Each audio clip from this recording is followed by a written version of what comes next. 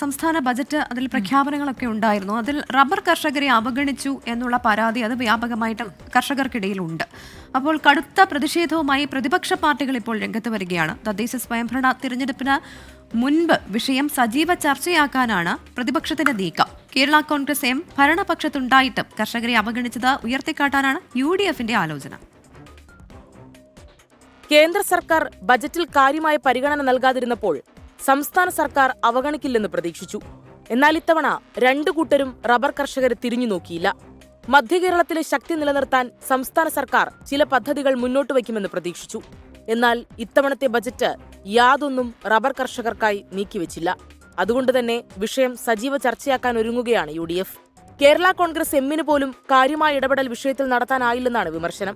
ഈ ഇടതുപക്ഷ ഗവൺമെന്റ് കേരളത്തിലെ റബ്ബർ കർഷകരെ പരിഗണിക്കുന്നില്ല എന്ന് മാത്രമല്ല, ഇവിടുത്തെ കേരളത്തിലെ റബ്ബർ കർഷകരെ പരിഹസിക്കുക കൂടി ചെയ്തിരിക്കുകയാണ്.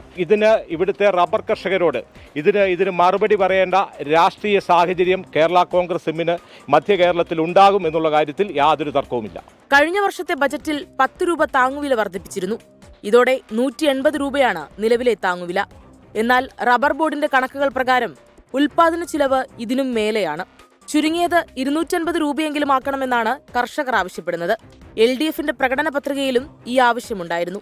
കേന്ദ്ര സർക്കാരും റബ്ബർ ബോർഡിന് തുക നീക്കിവെച്ചതല്ലാതെ കർഷകർക്കായി ഒന്നും ചെയ്തില്ല. അതുകൊണ്ട് തന്നെ റബ്ബർ മേഖലയിലെ പ്രതിസന്ധികൾ വരുന്ന തെരഞ്ഞെടുപ്പുകളിൽ വലിയ ചർച്ചയാകുമെന്നുറപ്പാണ്. 24 കോട്ടയം.